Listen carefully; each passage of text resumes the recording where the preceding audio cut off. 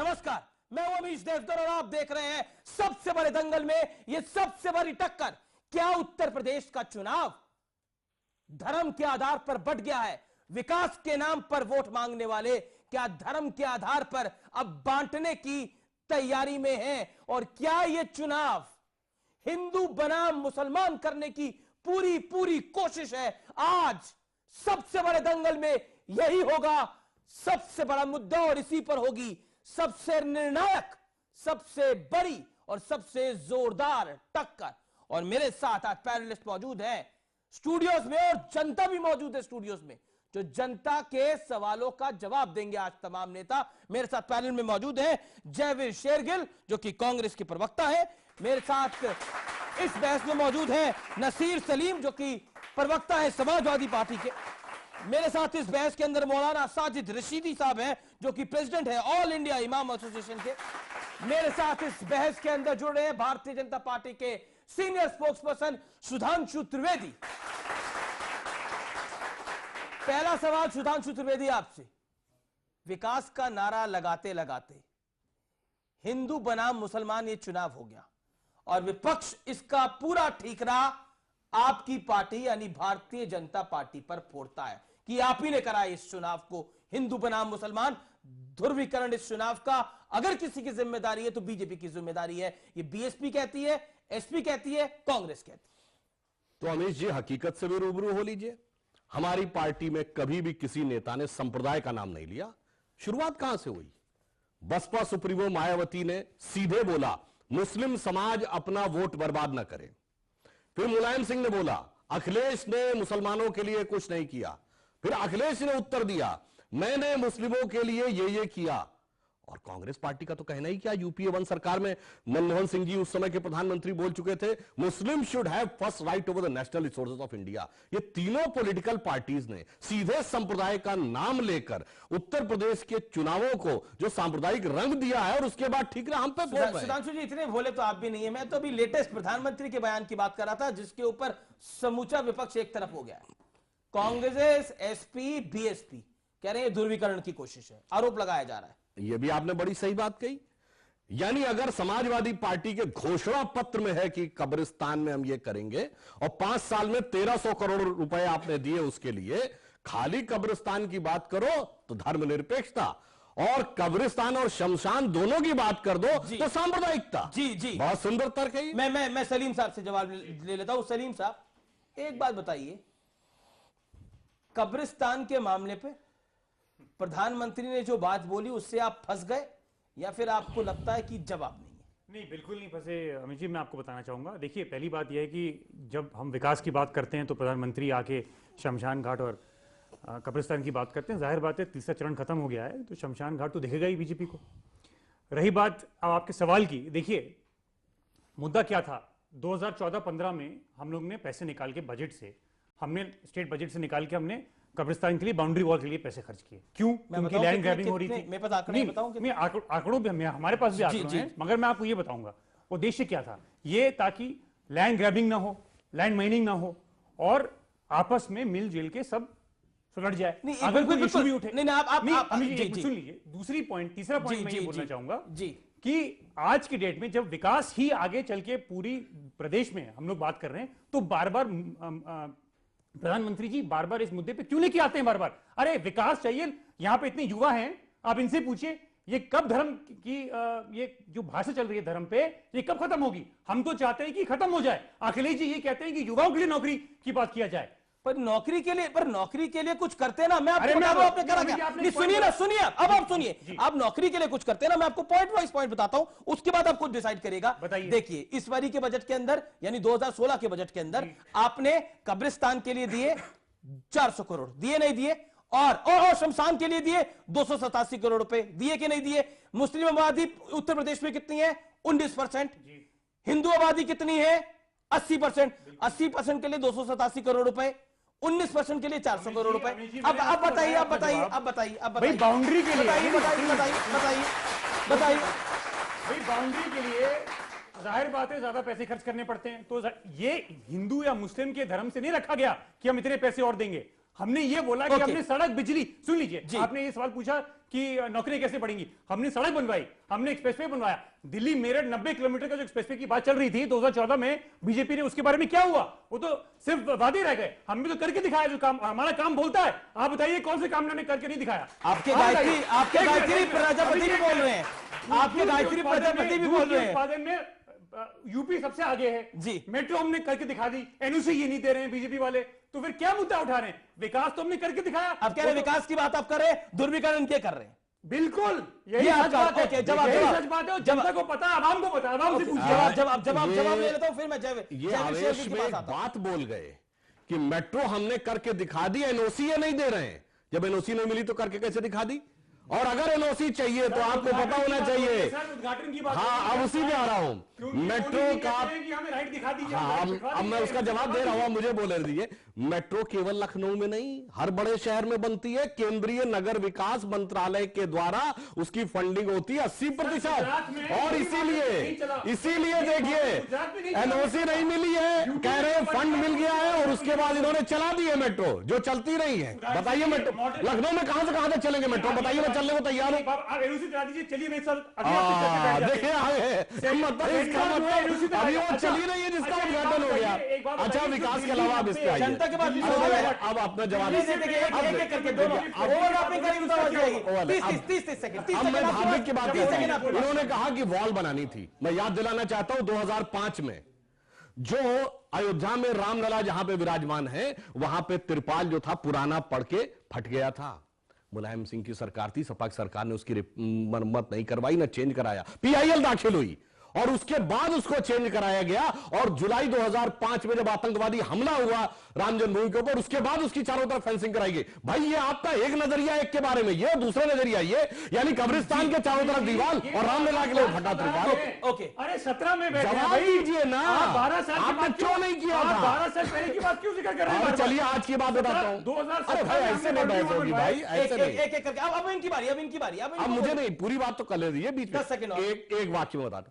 अरे भाई, आपके आज के कासगंज के विधानसभा के प्रत्याशी हजरतुल्लाह शेरवानी ने क्या बोला कि अगर हमारी सरकार बनी तो किसी पुलिस वाले में हिम्मत नहीं होगी किसी मुसलमान को छू सके। चुनाव आयोग ने नोटिस दिया है, मगर अखिलेश ने क्या किया ये बताइए। जवाब जो नए युवा विकास की बात करते हैं, विकास की मुद्दा है। जहां तक समाजवादी पार्टी का सवाल है, 2017 में यही आप देखिए सवालों के जवाब। नहीं, मैं बताता हूं आपको। देखिए, इन्होंने ये बताइए, इनके जो कटियार हैं, जो राज्यसभा के सांसद हैं, उन्होंने क्या बोला कल?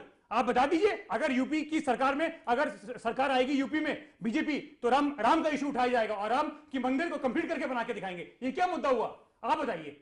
राम मंदिर का टेंपल बार बार के डिस्कशन में क्यों लाई जाती है? हर बार हम हर मुद्दे में यही कहते हैं कि विकास की बात करिए, मेट्रो की बात करिए, एम्बुलेंस सर्विस की बात करिए। हमने बोला मुलायम सिंह यादव ने अपनी सभा में खासगांव में बाबरी मस्जिद का मुद्दा बोला। ये बता दीजिए मेरे, फिर ये बाबरी मस्जिद का उठा रहे हैं। अरे भाई, मुलायम सिंह ने उठाया। मुलायम सिंह की कोई मुलायम सिंह ने पढ़ना है, आपकी सभा में बोला, कहा मेरी इज्जत का सवाल है। ये बताइए। अरे आप बताइए, मुलायम सिंह ने बोला कि नहीं? आप बोलिए, हाँ बताइए। नहीं, विकास के बारे में मुलायम ने बोला कि नहीं? नहीं, आप नेता नहीं और आज से 4 महीने पहले मुलायम सिंह ने नेता नहीं मानते। ऐसे बहस नहीं होती भाई। ओके। ये सफाई स्टाइल में बहस नहीं हो सकती। जैसे गुंडागर्दी चाइनीज सरकार चला रहे, वैसे ही बहस कर रहे हैं। बात ये है कि आज की डेट में विकास का ही मुद्दा उठना चाहिए और समाजवादी पार्टी ने करके दिखाया है। देखिए, सभा में सारे युवा हंस रहे हैं, आप देख लीजिए, क्योंकि विकास ही चाहते हैं। ये नहीं, वो ऐसा मुद्दे पे कुछ नहीं होगा। युवा खड़े होकर नहीं, वो ऐसा विकास चाहते हैं। देखिए अब भाई ये तरीका बहस करने ठीक नहीं है। देखिए, बहस को बहस के तरीके से करा जाए। नहीं, वो सारे युवा ऐसा विकास चाहते हैं कि गायत्री प्रजापति ऐसा विकास जो 10 साल पहले बीपीएल होल्डर थे, आज 100 करोड़ के मालिक है 10 साल के अंदर। ऐसा ही विकास समाजवादी पार्टी। ओके, जनाब, अब जयवीर शेरगिल को बहस माने दीजिए। हालांकि आपका अलायंस है, लेकिन आप साथ साथ हैं। मैं आपसे एक सवाल पूछना चाहता हूं जयवीर शेरगिल, जो कि बहुत देर से मेरी जहन में है। इस चुनाव का डिस्कोर्स राजेंद्र चौधरी कहते हैं, जो कि समाजवादी पार्टी के बड़े नेता हैं, वो कहते हैं प्रधानमंत्री नरेंद्र मोदी और अमित शाह आतंकवादी है। इस चुनाव का डिस्कोर्स आजम खान क्या कुछ कहते हैं, मैं उसमें आना नहीं चाहता। इसके अलावा इस चुनाव का डिस्कोर्स योगी आदित्यनाथ क्या कहते हैं आपको पता है। क्या आपको लगता है इस चुनाव में विकास पीछे, ध्रुवीकरण आगे। और दूसरी बड़ी बात यह कि जहां अब हिंदू की बात करते हैं वो सांप्रदायिकता है, जहां मुसलमान की बात करते हैं वो सेकुलरिज्म हो जाता है। कि ये भी हो गया है, ये नया सेकुलरिज्म है। आपके दूसरे प्रश्न का उत्तर मैं पहले दे दूं। बताइए, मुझे पता था पहले आप उसी का देंगे। क्योंकि माहौल गर्म हो गया है यहाँ काफी। तो देखिए, भाजपा एक हिंदुस्तान के बारे एक बात भूल गई है कि हम सब परिंदे हैं। परिंदों को फिरका परस्ती पसंद है, कभी मंदिर पे जा बैठे और कभी मस्जिद पे जा बैठे। भाजपा ये बात भूल गई। घोषणा पत्र देख लीजिए, नियत और नीति। आज युवा बैठा है, घोषणा पत्र भी बढ़ता है, भाषण भी सुनता है। नियत और नीति से कौन बंटवारा कर रहा है? 21वीं सदी में बैठे हैं जनाब। आज हम उत्तर प्रदेश को विकासस्थान बनाना चाहते हैं, ये कब्रिस्तान बनाना चाहते हैं। चुनाव रोटी कपड़ा मकान के बारे होता है, ये शमशान की बात करते हैं। हम आज 21वीं सदी युवाओं को इनकी एम्पावरमेंट की बात करते हैं, मैनिफेस्टो में एंटी रोमियो स्क्वाड का नाम आ जाता है। सुनील भरोला कहते हैं कि एंटी रोमियो स्क्वाड पे लव जिहाद चलेगी। राजेंद्र मैं उस बात बयान पे भी आई है। मैं आपको अमीर जी कभी गलत को सही नहीं कहता। जवाब बहुत अच्छी बात इन्होंने कही। पहले तो सभी विकास के नाम पे लड़ रहे थे। मैं पूछना चाहता हूं, सपा कांग्रेस गठबंधन किस आधार पे हुआ? तथाकथित सांप्रदायिक शक्तियों से लड़ने के लिए। तो विकास के ऊपर सांप्रदायिकता को मुद्दा किसने बनाया? इन्होंने। इसीलिए 27 साल यूपी बेहाल था और देखते देखते वो बदहाली खुशहाली में नजर आने लगी।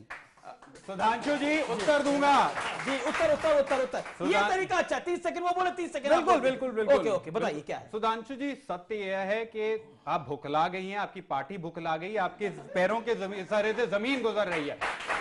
उत्तर यह है, विकास की बात करते हैं, भगवान राम के नाम पे प्रचार शुरू करते हैं, शमशान तक पहुंच जाते हैं। सन 1996 से लेके आप मुझसे उम्र, तजुर्बे और हर चीज में आपका बड़े हैं। सन 1996 में राम मंदिर का मुद्दा आपके मैनिफेस्टो में है। आज तक क्या हुआ? भगवान राम का नाम लेते हैं, चुनाव खत्म होता है, खुद रावण रूप कर लेते हैं और समाज के विनाश की तरफ काम शुरू कर देते हैं। तो हमने किया। जवाब। बहुत सही इन्होंने बात कही है। हमारे घोषणा पत्र में 1989 से है, मगर संयोग जानते हैं क्या है? 1989 में आपके नेता स्वर्गीय राजीव गांधी ने फैजाबाद से चुनाव की शुरुआत की थी, राम राज्य के नाम से। महात्मा गांधी का पॉलिटिकल विजन था राम राज्य, मगर आप वहां पहुंच गए कि 2007 में राम सेतु पे आपने हलफनामा दिया कोर्ट में कि राम थे ही नहीं। ये होती है राजनीति। जब लगा कि मेरा मतलब बदला तो महात्मा गांधी का राम राज्य छलावा घोषित कर दिया। अब जनता कुछ सवाल पूछना चाहती है, मैं जनता के पास भी चलूंगा, लेकिन उससे पहले रशीदी साहब कुछ कहना चाहते हैं। रशीदी साहब, क्या आपको लगता है इस चुनाव को हिंदू मुसलमान में बांटा गया है और इसको बांटना कितना गलत है? नहीं, एक बात तो देखिए साफ है, ये सब युवा लोग बैठे हैं। मैं समझता हूं कि आज का युवा हिंदुस्तान की राजनीति को अच्छी तरह देख रहा है। जिस पार्टी की बुनियाद ही कम्युनिज्म पर हो, जिस पार्टी की बुनियाद ही एक समुदाय की नफरत पर हो, उस पार्टी से आप कैसे सवाल पूछते हैं कि भाई आपने ध्रुवीकरण कर दिया? उनकी तो बुनियाद ही यही है। मैं 2014 में, मैं अपना तजर्बा बता रहा हूं आपको, 2014 में प्रधानमंत्री जी से मिला। ये प्रधानमंत्री उस वक्त नहीं थे। पर आप बीएसपी के बारे में बताइए ना। बीएसपी क्या कहती है? मेरी बात सुन लीजिए। बीएसपी क्या कहती है? नहीं, बीएसपी क्या कहती है? बीएसपी कहती है कि फतवा निकलवाइए। नहीं, मैं आपको बोल रहा हूँ, सुनना नहीं चाहता, सवाल पूछना चाह रहा हूँ। अच्छी बात, बिल्कुल अच्छी बात के लिए बैठे। आपके एजेंडे पे ही नहीं काम करेंगे ना सर। आप मुझे बताइए ना, बीएसपी क्या कहती है? बहुजन समाज पार्टी क्या कहती है? मुझे बीएसपी से कोई लेना देना नहीं। बहुजन समाज पार्टी क्या कहती है? नहीं, शाही इमाम क्या कहते हैं? शाही इमाम क्या कहते हैं? क्या कहते हैं शाही इमाम? है कि जिस पार्टी की बुनियादी नफरत हमने मुसलमानों को टिकट दिया है, क्या वो विकास की बात है? मुसलमानों को टिकट देना विकास की बात है और हिंदू को टिकट देना विकास की बात नहीं है। नहीं, अब बताइए ना, जवाब दीजिए। बताइए रशीद साहब। नहीं बताइए, नहीं आप बोलिए ना। बिल्कुल सुनूंगा आपको। आप मुद्दे की बात रखिए ना, मुद्दे की बात रखिए। बताइए। मैं खुद मिला मोदी जी से जी। मोदी जी ने मुझसे पूछा कि भाई मुसलमान हमारे साथ क्यों नहीं आना चाहता। मैंने कहा भाई 3 चीजें आप छोड़ दीजिए। आप बीजेपी जो है मुसलमान के लिए अछूत नहीं है। आप राम मंदिर का मुद्दा छोड़ दीजिए, वो तो बनेगा अपने हिसाब से। आप कॉमन सिविल कोड की बात छोड़ दीजिए, आप दफा 370 पर बात ना कीजिए। तो मोदी जी ने मुझे खुद ये कहा कि हम ये तीनों मुद्दे नहीं छोड़ सकते, हिंदू वोट हमारा चला जाएगा। ये नीति क्या है? नहीं देखिए, अब आप कौन सी मीटिंग को कोट कर रहे हैं नरेंद्र मोदी की? देखिए नहीं, अब कौन सी मीटिंग को कोट कर रहे हैं? आप मिले थे, नहीं मिले थे, इसकी जानकारी भी नहीं है किसी को। अरे और सुनिए, नहीं देखिए, एक और सुनिए, एक और बात सुनिए। सुधांशु जी बैठे हैं यहाँ, ये तजर्बे में और सियासत में बहुत बड़े हैं, मैं जानता हूं अच्छी तरह। लेकिन आप मुझे सिर्फ एक चीज का जवाब दे दीजिए क्या आपकी पार्टी सिर्फ और सिर्फ मुसलमान की नफरत पर ही चल सकती है? जवाब क्या आप इसको छोड़ नहीं सकते? क्या हिंदुस्तान को अमन चैन से जीने नहीं देना चाहते? आपने क्या बीएसपी के सवाल का जवाब नहीं दिया। अरे उसमें बीएसपी आपने बोली, उसमें आपने डब्बागोल कर दिया। आज पार्टी उसमें बड़ी डब्बागोल कर दिया। आज पार्टी बड़ी आरोप है। दूसरे पर लगाइए, अपने सवाल का जवाब ना दे, अपने सवाल का जवाब ना देना, आरोप दूसरे का लगाना, ये आप लोगों की भी आदत हो गई है क्या? मुल्क इनके हाथों में है। ओके, जवाब, ये जवाब। मुल्क को ले जाएंगे जिधर ले जाएंगे, बीएसपी नहीं ले जाएगी। रशीदी साहब गलत जवाब ये कर रहे हैं। ओके, सुधांशु बस त्रिवेदी।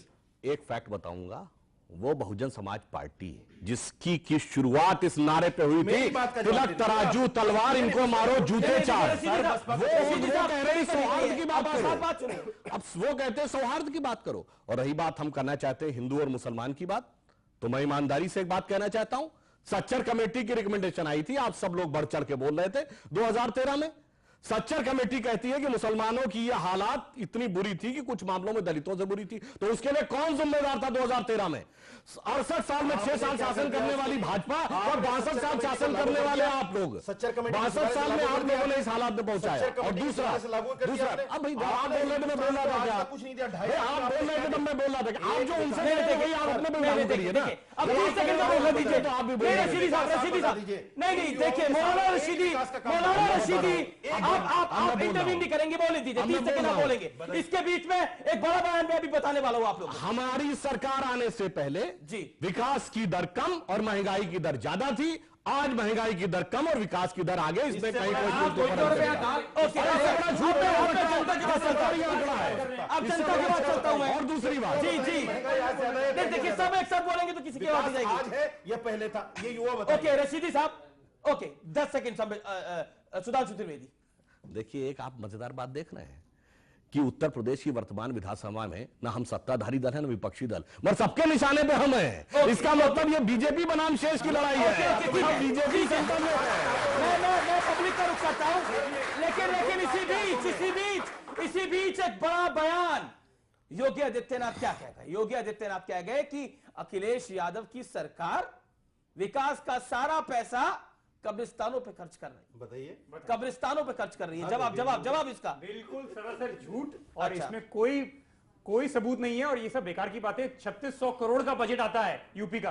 प्लीज उनको बोलिए, थोड़ा पढ़ाई लिखाई करके बोलें, बयानबाजी करें। ये जुमलेबाजी से लोग परेशान हो गए हैं। मैं आपको बता दूं, देखिए मुद्दा हर बार विकास का। सुधांशु जी ने बहुत बड़ा एक अभी बयान दिया, वो ये कह रहे, देखिए 2012 से पहले आप देख लीजिए और 2014 से देख लीजिए, एक इंडिया की इकोनॉमी 7.5% पे चल रही थी। नोटबंदी के बाद क्या पोजीशन आ गई आप बता दीजिए सबको। 6.5% पे आ गई, रुक गई आके, और गिरने वाली है। तो कौन से विकास की बात कर रहे हैं? और ये बता दीजिए, एक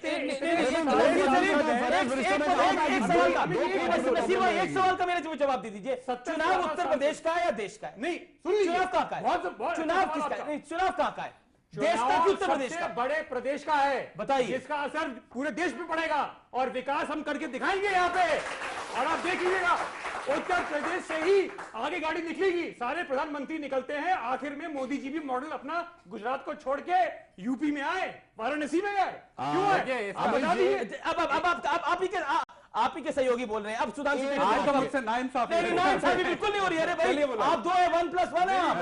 आज भी मैं कांग्रेस हूं और ये सपा है 1+1 है भैया। देखिए मैं इतनी बात करना चाहता हूं जी। बहुत बहस हो रही है धर्म जाति में उत्तर प्रदेश का विकास हार रहा है, और आज माहौल ये बन गया है कि भाजपा ने 5 साल तो जिस गठबंधन के साथ आप हैं उसी की सरकार थी। आपने नारा दिया था 27 साल यूपी बिहार -5 साल, अब आपने पीछे से कर दिया। अब उसका भी उत्तर दे देता हूं जी। माहौल ये बन गया है कि आज बिजली को भी धर्म के रंग में रंग दिया है। अच्छा, एक मुरादाबाद की आरईसी की रिपोर्ट क्या कहती है कि धार्मिक आधार पर तार जोड़े गए थे, नहीं जोड़े गए थे? राजीव शर्मा की रिपोर्ट क्या कहती है? अमीश जी बताइए, आप ही अगर बता आप दीजिए। मंच पे खड़े होते हैं, नरेंद्र मोदी माननीय प्रधानमंत्री इस देश के कहते हैं मुझे उत्तर प्रदेश गोद लें या गोद लिया। वाराणसी ने आपको तो गोद ले लिया जनाब, आपने उत्तर प्रदेश के साथ सौतेला व्यवहार कर दिया। 2.5 साल हो गए हैं, 70 से ज्यादा एमपी हैं। 1 minute, FRP fix remunerative price Sudhanshu ji जानते हैं कितनी बड़ी, 10 रुपए। दूसरी बात कहता हूं, आते ही भूमि अधिग्रहण कानून ले आया, उनकी जमीन छेड़ने की बात हो गई। आज फिर से बात है कि इस देश का दुर्भाग्य है जब मुद्दे नहीं होते तो धर्म और जाति का सहारा लिया जाता है। जी मुद्दे की बात देखिए, पिछले 15 साल में 14 साल में 9.5 साल सपा की सरकार रही है और कह रहे विकास करके दिखाएंगे। कर दिया। और अब एक बात, अब देखिए कर दिया पे आ गए, अभी कह रहे थे दिखाएंगे। अब आप देखिए पिछले 12-10 साल जब सपा की और जब इनकी सरकार थी केंद्र में यूपीए की, तो सपा बसपा दोनों ने लिखित समर्थन दिया हुआ था केंद्र में कांग्रेस की सरकार को, तो मिलकर सरकार पहले भी चला रहे थे। तो ऐसा नहीं कि आज ये पहली बार मिले हैं, ये हमेशा मिलजुल कर चलाते रहे। जो भी आगे लिए मैं सीधा रुख करता हूं जनता का सवाल है। ये एआईएमएम के उन्होंने बोला था ओवैसी सर ने एक बड़े मंच पे कि हम प्रधानमंत्री मोदी को अपने देश का प्रधानमंत्री नहीं कहेंगे, तो क्या उनका ये कहना सही है कि हम प्रधानमंत्री मोदी को अपने देश का प्रधानमंत्री नहीं मानेंगे? रशीदी साहब जवाब। ये बयान उनका निहायत अफसोसनाक है, अफसोसनाक कह रहा हूं मैं। और असदुद्दीन अवैसी भी इन्हीं का प्रोडक्ट है, वो इन्हीं का प्रोडक्ट है। वो मुसलमान के वोट को बांटने के लिए इन्हीं का प्रोडक्ट है भाई, एमआईएम पब्लिक का प्रोडक्ट है। वो मुसलमान के वोट को बांटने के लिए उन्होंने देश का प्रधानमंत्री, लेकिन उन्होंने मना करा कि नहीं वो मैं नहीं बहुत बोलूंगा। अफसोसनाक ये पब्लिक का सवाल है। मोदी मेरा प्रधानमंत्री है, मोदी तमाम मुसलमानों का प्रधानमंत्री है, कौन मना कर सकता है उसको? जी। लेकिन ये प्रोडक्ट इनका है। ये बताइए सर संबित पात्रा इसका विरोध किया था। संबित पात्रा जी ने बोला था कि आपको देश का प्रधानमंत्री बोलना होगा, उन्होंने ही विरोध किया था। मैं बोल रहा हूं, मैं जवाब दे दूं इसका। उन्होंने गलत बोला है। सुधांशु त्रिवेदी आप कुछ कहना चाहते हैं? आप अपने फैक्ट को दुरुस्त कर लीजिए। आंध्र प्रदेश में एमआईएम का कांग्रेस से गठबंधन था, अकबरुद्दीन ओवैसी कांग्रेस के समर्थन से मिले बने, और ओवैसी अरे भाई एमएलए आप बनाते, एमपी आप बनाते, प्रोडक्ट दूसरा। अरे इतनी तो गलत बयानी मत करिए। देखिए पब्लिक का सवाल, क्या सवाल है आपको बताइए। मेरा सवाल समाजवादी पार्टी से है। आप विकास की बात करते हो, आपका नारा भी है कि विकास किया है। जब आपको इतना काम बोलता है, हाँ, काम बोलता है, पब्लिक को तो बोलने दे, पब्लिक को तो बोलने दे, इसी ने वोट डालना है, इसी ने वोट डालना है आप लोगों को। आप पूरी बात तो सुनिए। आप बोलते हो ना कि काम बोलता है। जब आपको इतना भरोसा था अपने ऊपर कि काम किया हो, आपको जनता आपका साथ देगी, फिर आप कांग्रेस साथ गठबंधन क्यों किए? देखिए, आप गठबंधन उनसे करेंगे जिसपे आपका एक विजन मिलता है। हमारा विजन युवा नेता है, दोनों युवा नेता हैं, और उस पे हमने ये विषय रखा है कि भैया जितना डेवलपमेंट कर रहे हैं और उसकी स्पीड और तेज करके आगे 2017 यूपी को और बढ़ाएं, यही हमारा मुद्दा था और कुछ नहीं है। हमारा मुद्दा यही था। अलायंस बीजेपी से भी कर सकते थे या कोई और पार्टी भी कर सकते थे। बिल्कुल सही बोला आपने, बिल्कुल सही बोला। इसका जवाब मैं दे दूं, मैं जवाब दे दूं, क्योंकि बीजेपी वादे करता है और काम नहीं करता है। हम वादे करते हैं और काम बोलता है और दिखता भी है। 2012 में काम करा, ऐसे 2012 में काम करा। सुन लीजिए 2012 में हमारा मैनिफेस्टो क्या था? एक्सप्रेसवे था, मेट्रोस थे। इनका 2014 में क्या था? दिल्ली से मेरठ सिर्फ 90 किलोमीटर की एक्सप्रेसवे की बात हो रही थी। जनाब कहां गया वो? तो जुमलेबाजी और विकास की बातों में गुम हो गया। कहां गया वो? आप बता दीजिए। क्या सवाल है आपका बताइए। जी, मेरा सवाल है समाजवादी पार्टी के प्रवक्ता से। उन्होंने अच्छी तरीके से बताया कि मेरा काम बोलता है। सही बात है, उनका काम बोलता है। तो आपको यह भी पता होगा कि पूरे भारत में सबसे ज्यादा रेप यूपी में ही होता है। देखिए आपने गलत, देखिए उदाहरण तो आपने गलत दे दिया अब अनफॉर्चुनेटली, क्योंकि लोग आपको गुमराह करके रख रहे हैं। मैं बताता हूं, एनसीआरबी की रिपोर्ट थी अमित जी 2015 की रिपोर्ट के हिसाब से बलात्कार का इशू बड़ा नेगेटिव इशू है। सुप्रीम कोर्ट को तो मानते हैं ना? सुन लीजिए अमित जी, मैं जवाब तो सुन लीजिए। सुप्रीम कोर्ट को तो आप मानते हैं ना? सुप्रीम कोर्ट ने क्या बोला गायत्री प्रजापति के केस में? सुप्रीम कोर्ट ने क्या बोला गायत्री प्रजापति के केस में, जिसका प्रचार अखिलेश यादव करने गए थे? क्या नहीं क्या बोला? क्या बोला? नहीं वो मुद्दा नहीं, इनका मुद्दा बिल्कुल। आप सवाल का जवाब दीजिए, भटकिए मत, सवाल का जवाब दीजिए। सुप्रीम कोर्ट का फैसला अमित जी जो आएगा वो सबके सामने आएगा। नहीं क्या बोला? एफआईआर रजिस्टर करने के लिए बोला नहीं बोला? और एफआईआर रजिस्टर करने के लिए बोला नहीं बोला? अखिलेश यादव क्यों प्रचार करने गए? अगर अपराध मुक्त उत्तर प्रदेश चाहिए तो गायत्री प्रजापति का, उत्तर प्रदेश के अगर लिए अपराध मुक्त उत्तर प्रदेश चाहिए तो गायत्री प्रजापति का 100 जोड़ दिया। प्रचार क्यों कर रहे हैं अखिलेश यादव? 2015 एनसीआरबी की रिपोर्ट के मुताबिक मध्य प्रदेश सबसे ऊपर है। अरे जनाब आप कहां मध्य प्रदेश सुन लीजिए, उलझे पड़े हैं। अभी उत्तर प्रदेश का चुनाव बात करना है क्योंकि गलत एग्जांपल दिया है। सपा प्रवक्ता महोदय, आप उत्तर प्रदेश के अंदर शिक्षा का क्या हालचाल बताएंगे? बेसिक एजुकेशन में जितना हमने एजुकेशन इंस्टीट्यूट खोले हैं, या। आप उसका आंकड़ों से बताइए ना, मैं आपको बताऊंगा जवाब। आपने लैपटॉप बांट दी, लैपटॉप की क्या जरूरत है? क्या आपने लैपटॉप का ये बता दीजिए लैपटॉप से फायदा नहीं हुआ लोगों क्या का? फायदा हुआ? सिर्फ वीडियो देख ले, गेम देख ले, गेम खेल लेगा। लैपटॉप इंफॉर्मेशन टेक्नोलॉजी हमारी पूरी भारत का सबसे ज्यादा परिणाम उसी में आता आपने है। एजुकेशन रखा कहाँ है? कंप्यूटर का है एजुकेशन? इंफॉर्मेशन टेक्नोलॉजी सबसे आगे है। ओके लैपटॉप हमने उसी को दिया। और लैपटॉप से पूरी, मैं देखिए अभी पब्लिक टेक्नोलॉजी से एक सेकंड, अब एक सेकंड, क्या किससे सवाल? अच्छा, और आपका जवाब मैं दूंगा आपको। नहीं, बीजेपी से सवाल, एक बताइए क्या सवाल है? नहीं नहीं, एक बीजेपी से क्या सवाल है आपका? सर बीएसपी में एक नेता थे केशव प्रसाद मौर्य, बीजेपी में? बीएसपी में। अच्छा। वो बीजेपी में अब चले गए स्वामी प्रसाद मौर्य। जी जी, सॉरी स्वामी प्रसाद मौर्य जी। उन पे 15 केस पेंडिंग थे जो बीजेपी में आ गए। क्या बीजेपी एक ऐसी गंगा है जिसमें कोई भी जाकर धुल सकता है? जवाब जवाब जवाब पब्लिक का। मैं बिल्कुल स्पष्ट करना चाहता हूं।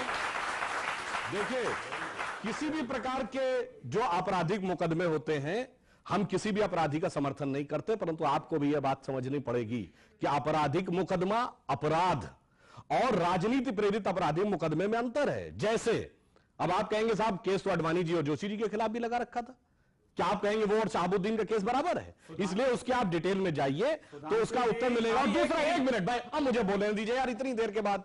और दूसरी बात क्या होती है, अपराध को संरक्षण कैसा, जैसा भी देखिए बलात्कार की बात कर रहे थे, आंकड़ों पे जो आपका मन हो आप अपना विचार रखिए, हम अपना विचार रखते हैं। मगर एक तरफ आपके समाजवादी पार्टी के सुप्रीमो कहते हैं बलात्कार पर कि लड़कों से गलती हो जाती है, और दूसरी तरफ आजम खां जब बलात्कार का राजनीतिकरण करते, कोर्ट ने कहा किंतु परंतु नहीं, माफी मांगनी पड़ेगी, और अनकंडीशनल माफी मांगी आजम खां ने।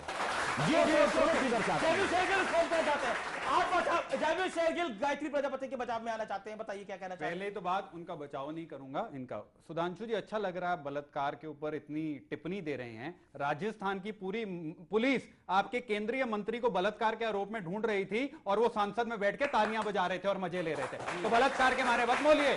और दूसरा, अब आप प्रजापति जी की, मैं देश का युवा हूं, हमने कहा है कांग्रेस पार्टी में सुबह भी कह चुका हूं। गायत्री प्रजापति तो आपके भी कैंडिडेट हैं। अब नहीं, आपके कैंडिडेट जो हैं, सुनिए आप बताइए मुलायम के बयान के समर्थन में नहीं, गांधी के घर से, वो भी गांधी परिवार के घर से अखिलेश यादव जी को उनको टिकट जब दी नहीं देनी चाहिए थी। मैं आज आपके मंच पे कहता हूं, बड़ी बात बोल रहे हैं। मैं आपके मंच पे कहता हूं, एक मिनट, गायत्री प्रजापति सपा और कांग्रेस हमारे कैंडिडेट भी तो लड़ रहे हैं उनके खिलाफ। हाँ, वहां हमारे कैंडिडेट, कांग्रेस का कैंडिडेट, समझौता जरूर हुआ है, पर जब तक कानून और कानूनी व्यवस्था का सवाल है उस पर हम समझौता नहीं करेंगे। और हमने कहा, अमित जी, आज मैं हिम्मत रखता हूं, मैंने बोल दिया, सुधांशु जी बोल दे, जो योगी आदित्यनाथ और सुनील भरोला प्रवचन देते हैं कि लड़कियों की सुरक्षा के लिए एंटी रोमियो स्क्वाड बनेंगे, लव जिहाद होगा, वो गलत है। मैंने हिम्मत रखी है, बोला बिल्कुल बोले हिम्मत रखी है। क्या सवाल है मैडम आपका? मेरा सवाल सपा से है। जब इलेक्शन का समय आता है, कांग्रेस भी मुस्लिम भाई बहन करने लगती है, सारे मुस्लिम वाले हो जाते हैं। क्यों भाई? क्योंकि एक हिंदू आज पढ़ा लिखा है, आज भी मुसलमान औरतें शिक्षा नहीं पाती हैं। 80% हमारे देश में शिक्षा नहीं है। हम डिजिटल इंडिया की बात करते हैं। दूसरी बात हम करते हैं, मुसलमान के क्यों इतने लेते हैं कि उनके 8-8 बच्चे होते हैं, ज्यादा वोट पड़ेंगे। हम हिंदुओं के नहीं पड़ेंगे तो सारे मुसलमान करते हैं। और हम बात कर रहे हैं, हम देश चला रहे हैं, हम देश सुधार रहे हैं। अरे बंद करो ये राजनीति, बंद करो ये राजनीति। देश जा रहा है, कुछ करो, भारत वापस लाओ। हम युवा कहते हैं भारत वापस लाओ, एजुकेशन वापस लाओ, एजुकेशन वापस लाओ। ये है आज का युवा। देखिए, दो बड़ी बातें निकल गई।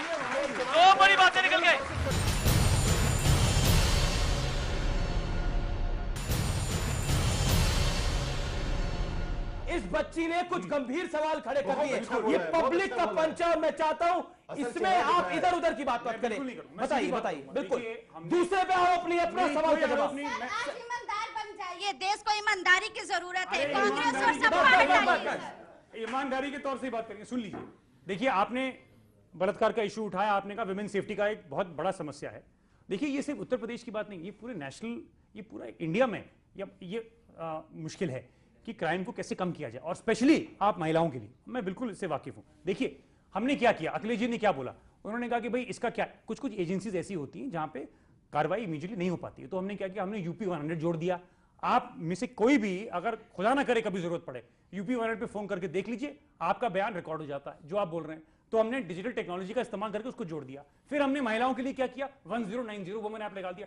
पूरे देश में कोई भी प्रदेश यूपी के अलावा छोड़ के, अमित जी आप बता दीजिए और किसी ने ऐसा काम किया हो। आप लोग इसका प्रयास, इसको इस्तेमाल करिए अपने बेनिफिट के लिए।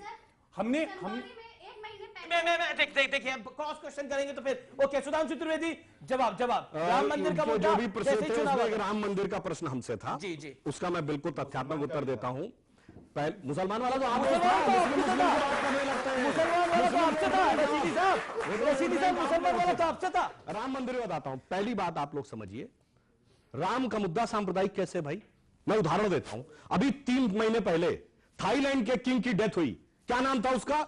भूमिबल Adulyadej, king Rama the 9th। Buddhist country है। साउथ कोरिया क्रिश्चियन है, वहां का राजवंश मानता है कि हम राम से कनेक्टेड। इंडोनेशिया वर्ल्ड का बिगेस्ट मुस्लिम कंट्री, वहां नेशनल चैनल पे एवरी डे रामायण दिखाई जाती है। उनके लिए राम सांप्रदायिक नहीं है, हमारे लिए सांप्रदायिक है। और आलम क्या था याद करिए आप। अरे भाई मुझे बोलने दीजिए भाई, अब मुझे अब ये तरीका नहीं ठीक है। मान्यवर मुझे बोलने दीजिए, आप बोल रहे थे हस्तक्षेप नहीं करा था। हम कहते हैं ये तरीका ठीक नहीं है। मान्यवर चुप रही है। हम कहते हैं, मुसलमान कहता है। अरे भाई आप अब सुनिए, उसका जवाब देता हूं। अरे भाई अब हमें बोलने दीजिए।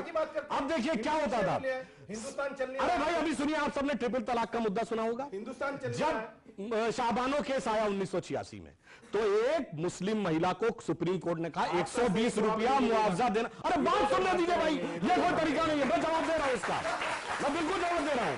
आपने कहा 120 रुपया मुआवजा नहीं मिलेगा, चूंकि हम धार्मिक मामले में इतना भी हस्तक्षेप नहीं करना चाहते, तो सुप्रीम कोर्ट का डिसीजन पार्लियामेंट में लाके पलट देंगे। अरे जवाब दे रहा हूं, ये क्या तरीका है? ये क्या तरीका है? देखिए रशीदी साहब, आपको बता बोलेंगे ना। मैं इनके साथ हूँ, राम मंदिर बनाओ। कब बना रहे हैं बताइए। अरे मैं जवाब दे रहा हूं, बताइए। मैं जवाब दे रहा हूं, होकर आपके साथ हूँ। मैं जवाब दे रहा हूं आपको। कब बना रहे हैं? मैं जवाब दे रहा हूं। अरे भाई मैं इनको जवाब दे रहा हूं। ये तरीका क्या भाई? राम मंदिर के साथ हूँ। ओके सबसे पहले ईट में कौन बीएसपी में? सबसे पहले ईट। नहीं देखिए रशीदी साहब देखिए, ये तरीका ठीक नहीं है बहस का। ये बहस का तरीका ठीक नहीं है रशीदी साहब। नहीं रशीदी साहब, ये बहस का तरीका ठीक नहीं है। देखिए आप 40 सेकंड की बात अपनी रखेगा, आपकी बात मैं होगा। हिंदुस्तान को ठग रहे हैं आप राम का नाम लेके। नहीं देखिए ये तरीका ठीक है। ओके ठग रहे हैं आप हिंदुस्तान को राम का नाम। क्या तरीका है भाई? बताइए ये किसके प्रतिनिधि है डिबेट में?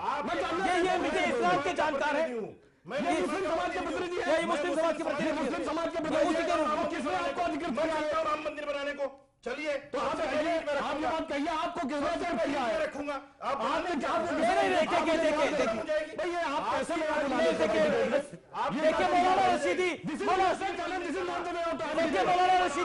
मौलाना रशीदी आपकी राजनीति खत्म। मौलाना रशीदी ये तरीका ठीक नहीं। मौलाना रशीदी ये तरीका ठीक नहीं। राम मंदिर के लिए क्या बोला था काशी राम में? छोड़िए बस मौलाना रशीदी, मौलाना रशीदी आप देखिए नॉन स्टॉप बोलेंगे तो तरीका ठीक नहीं है। एक चीज जो कि बहुत इंपॉर्टेंट है, क्योंकि हम बात कर रहे हैं ये चुनाव क्या ध्रुवीकरण की ओर बढ़ रहा है। जिस विषय पे जवाब दे रहा था अपना जवाब पूरा करना जी बताइए क्या मैं एक बात कह रहा था कि यदि एक मामले में गवर्नमेंट का यह स्टैंड रहता है कि हम धार्मिक मामले में रत्ती भर भी हस्तक्षेप नहीं करेंगे, चाहे 120 रुपया मुआवजा किसी औरत को मिलना हो नहीं मिलना हो, ठीक है हम मानते हैं। दूसरी तरफ दूसरा मामला आएगा तो कहेगी गवर्नमेंट, कांग्रेस की गवर्नमेंट ने कहा कि नहीं दूसरे में तो भगवान कहां पैदा हुए ये भी कोर्ट तय करेगा। गजब है साहब, एक में तो हम इतना भी हस्तक्षेप नहीं, दूसरे में चलिए वो भी हमने मान लिया। कोर्ट ने क्या कहा? विवादित ढांचा। इन सब ने क्या कहा? बाबरी मस्जिद, कोर्ट का सम्मान नहीं किया। 2010 30 सितंबर को Lucknow bench of Allahabad high court का जजमेंट है कि केंद्रीय गुंबद के नीचे का जो गर्भगृह है वो राम जन्मभूमि है। इस पर तीनों जज सहमत थे, केवल 1/3 2/3 के मालिकाना हक का मामला सुप्रीम कोर्ट में, उसको भी मानने को तैयार नहीं। अरे भाई कोर्ट का कुछ तो सम्मान करिए, और ना आप धर्मनिरपेक्षता का सम्मान करते हैं, ना कोर्ट का, ना संवैधानिक व्यवस्था का, और आरोप लगाते हैं हम पे। ये तो बड़ी आश्चर्यजनक बात। जी मैं जयवीर शेरगिल नहीं देखिए जयवीर शेरगिल की बात आने दीजिए, उनको वो जवाब देना चाहते हैं। नहीं आप देखिए बीच में मत इंटरवीन करिएगा। मैं सीधा रुक करता हूं जयवीर शेरगिल का। जयवीर शेरगिल, अगर कोई हिंदू की बात करता है तो वो सांप्रदायिक, लेकिन मुस्लिम की बात करता है तो सेकुलर।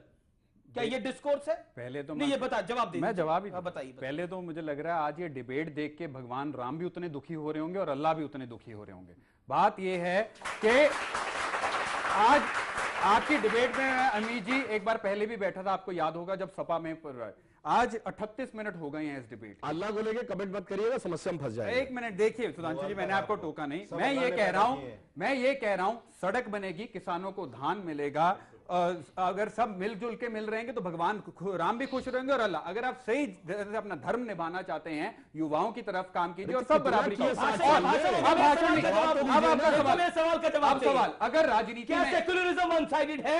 बिल्कुल नहीं है। इसको राजनेता और राजनीतिक मंचों पर उठ के इसको ये बनाया जाता है। जब एक तरफ से ये जवाब उठता है, सुब्रमण्यम स्वामी ने कहा विकास का अंतिम संस्कार हो गया है कब्रिस्तान और शमशान में, ये माने?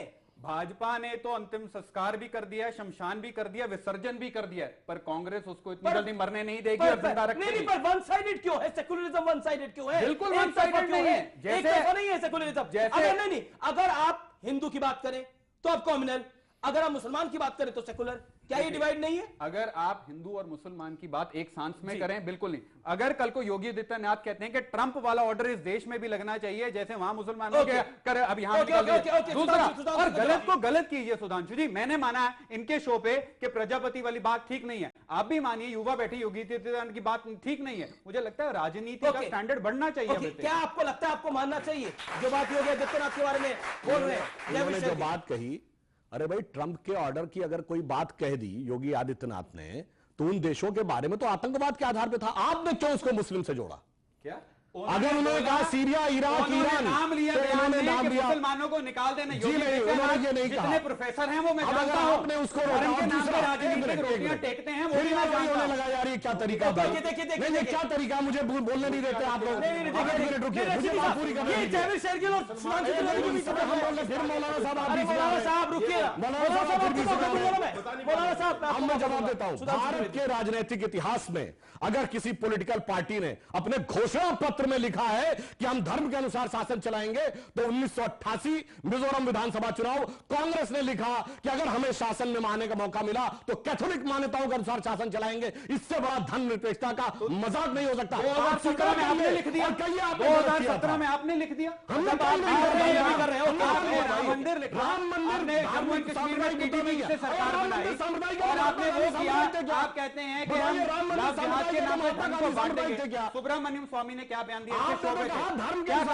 उत्तर प्रदेश में विकास का मुद्दा नहीं चलेगा, केवल विकास से जीत नहीं हो सकती, धर्म के नाम पे जीत लेनी पड़ेगी।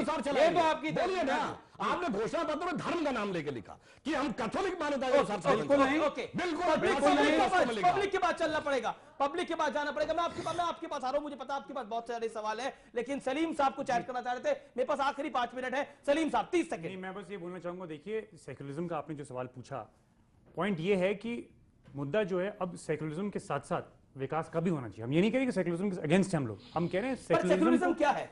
सेक्युलरिज्म एक पर्टिकुलर धर्म की बात करना नहीं, बिल्कुल नहीं अमित जी। सेक्युलरिज्म क्या है कि सारी सोसाइटी मिलजुल के विकास की ओर बढ़े। और हम क्या कह रहे हैं, क्या आपको लगता है अगर आप 287 करोड़ रुपए शमशान के लिए देंगे और 400 करोड़ रुपए कब्रिस्तान के लिए देंगे तो कैसे ईमानदारी से बताइए, ईमानदारी से मैं बताना चाहूंगा, तुष्टिकरण नहीं है। कब्रिस्तान के लिए बाउंड्री वॉल मुआवजा एक ही समुदाय को देंगे, कोर्ट हस्तक्षेप करेगा।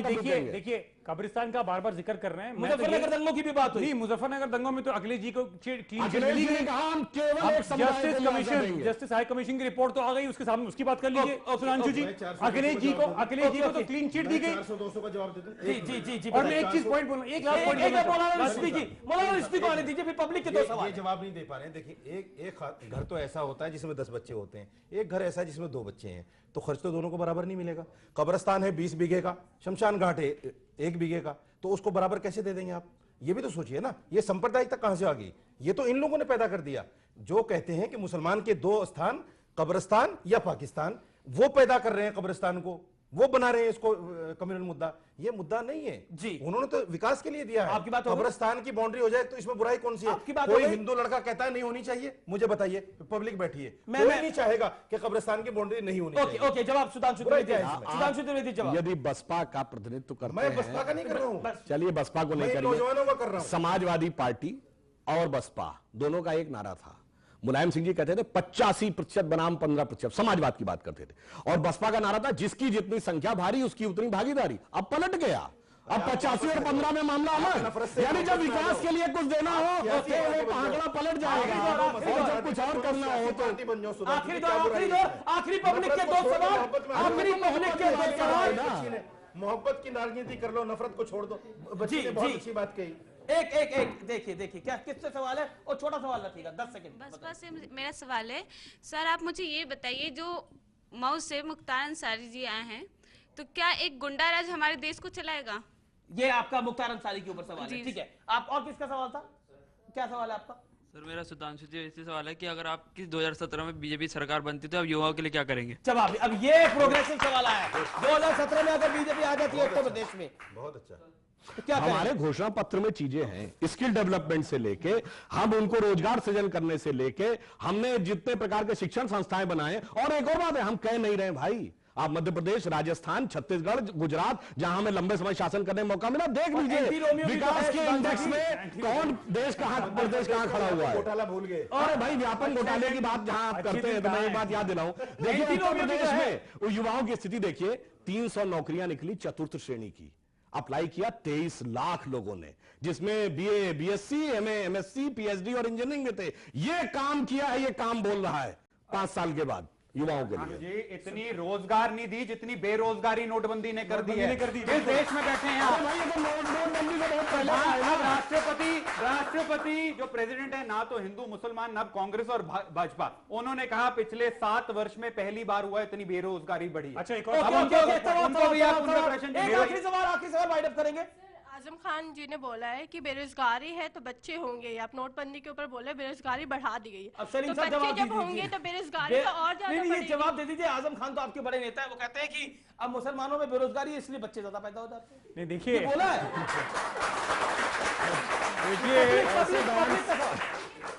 देखिए मैं बताता हूँ, बच्चे करने से बेरोजगारी मैं आपको बताऊँ, में और बढ़ेगी। मैं आपको बताता हूँ, अमित जी सवाल सुन लीजिए। देखिए बेरोजगारी का मुद्दा उठ रहा है बार बार, अब बहुत इंपॉर्टेंट सवाल है ये। आजम खान का सवाल है। नहीं बेरोजगारी पे, मगर बेरोजगारी पे ना अमित जी, जवाब दे दीजिए ना। बेरोजगारी पे ये है कि देखिए हम लोगों ने HCL टेक्नोलॉजी के साथ IT हब खड़ी कर दी लखनऊ में, आप सबके साथ वहां पे सब जुड़ जाएंगे और नौकरी और पैदा होंगी। 2017 भाषण को छोड़ दे। नहीं सुन लीजिए, अरे बेरोजगारी का सवाल था, जवाब नहीं हुआ ये। नहीं बेरोजगारी का सवाल था, बेरोजगारी का सवाल था। मैं इस डिबेट को यही वाइंड अप करता हूं। आप तमाम लोगों का शुक्रिया, आप तमाम लोगों का शुक्रिया, सुधांशु त्रिवेदी, जयवीर शेरगिल, सलीम साहब, मौलाना साहब, आप तमाम लोग हमारे साथ स्टूडियोज में आए, आपका बहुत बहुत शुक्रिया। लेकिन जनता जनार्दन सब देख रही है और इस बार वोट भी मजबूती के साथ करेगी। आप देखते रहिए सबसे बड़ी टक्कर, सबसे बड़े दंगल में। नमस्कार।